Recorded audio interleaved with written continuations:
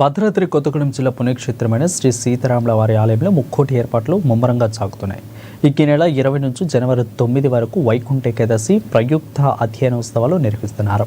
ఈ నెల 29, 30న జరగబోయే తెప్పోత్సవం, ఉత్తర ద్వార దర్శన వేడుకలను రాములవారి దివ్యక్షేత్రం వైభవపేతంగా ముస్తాబవుతుంది.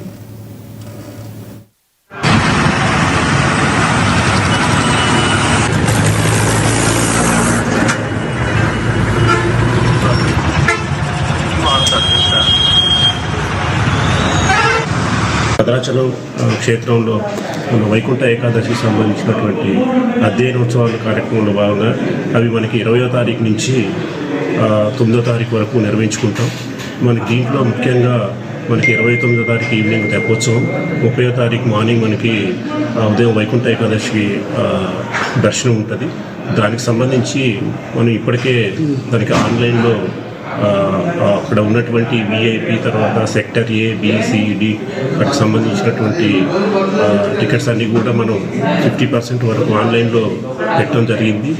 మరి ఆన్లైన్ భక్తులు ఈ అవకాశాన్ని వినియోగించుకొని మరి 30వ తారీఖు ఎర్లీ మార్నింగ్ ఉన్నటువంటి దర్శనానికి రావాల్సినదిగా కోరుచున్నాం. అదేవిధంగా మనం ఈ వైకుంఠ ఏకాదశికి సంబంధించినటువంటి ఇప్పటికే అక్కడ చేయాల్సినటువంటి వర్క్స్కి సంబంధించినటువంటి అన్ని టెండర్స్ అన్నీ కూడా కంప్లీట్ చేయడం జరిగింది. వాటికి సంబంధించినటువంటి పనులు కూడా మొదలు కావడం జరిగింది. సుమారు మనం ఈసారి వైకుంఠ ఏకాదశికి సంబంధించి 1.5 కోటి ఖర్చుతో మనం ఇక్కడ పనులన్నీ కూడా నిర్వహించుకోవడం జరిగింది. ఇంకా ఎక్కడైతే ఆ పనులు ఇంకా